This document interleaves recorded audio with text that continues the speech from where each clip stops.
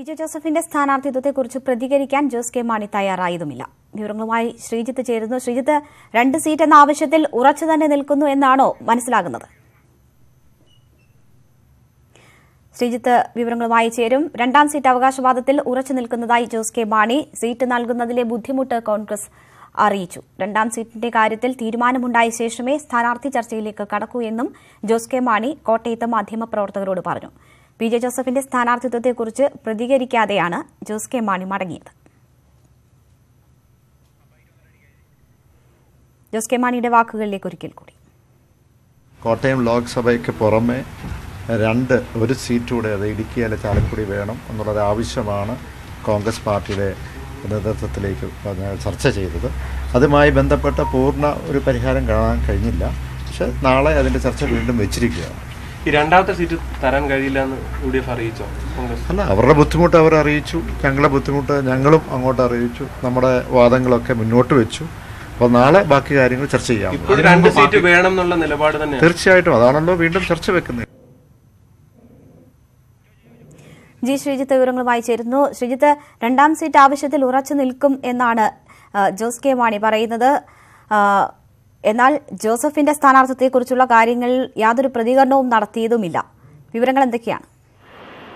രേണുക, തീർച്ചയായും ജോസ് കെ മാണിയുടെ ആ മൗനം, ആ വിഷയത്തെക്കുറിച്ച്, ജോസഫിന്റെ സ്ഥാനാർത്ഥിത്വത്തെക്കുറിച്ചുള്ള ആ മൗനം തന്നെയാണ് ഇക്കാര്യത്തിൽ ശ്രദ്ധേയമാകുന്നത്. അതായത് കേരള കോൺഗ്രസ് എമ്മിലെ തർക്കങ്ങൾ തുടരുന്നു എന്നതിന്റെ വളരെ വ്യക്തമായ സൂചന കൂടി നൽകുന്നു. കഴിഞ്ഞ ദിവസങ്ങളിലൊക്കെ മോൻസ് ജോസഫ് ഉൾപ്പെടെയുള്ളവർ മുതിർന്ന നേതാക്കൾ സ്ഥാനാർത്ഥികളായി വന്നാൽ ജയസാധ്യത കൂടുതലാണെന്ന അഭിപ്രായം ഒക്കെ പ്രകടിപ്പിച്ചിരുന്നു.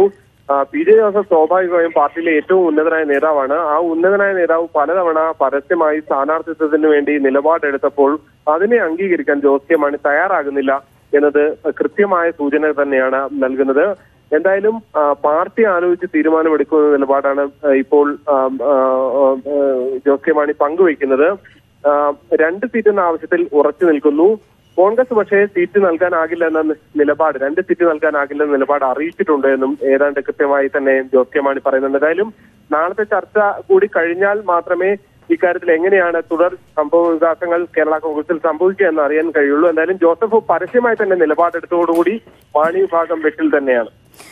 ഇതിൽ അവർക്ക് തന്നെ അറിയാം ഈ 2 സീറ്റ് എന്ന വാദം നടക്കാൻ പോകുന്നില്ല എന്ന്. എന്നിട്ടും അതിൽ ഉറച്ചു നിൽക്കുന്നു എന്ന് പറയുന്നത് ആത്മാർത്ഥതയോടുകൂടി തന്നെയാണോ?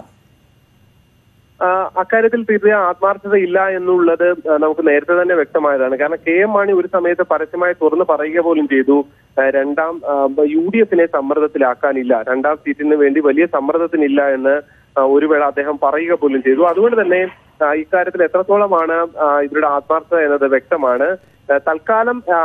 പാർട്ടി തൽക്കാലം മുന്നോട്ട് പോകുന്നു, ഒരു പ്രതിസന്ധി ഉണ്ടാക്കാതെ ഈ ദിവസങ്ങളിൽ മുന്നോട്ട് പോകുന്നു എന്നത് മാത്രമേ ഉള്ളൂ ഈ ഒരു വാദം മുന്നോട്ട് വെക്കുന്നതിലൂടെ നമുക്ക് മനസ്സിലാക്കേണ്ടത്.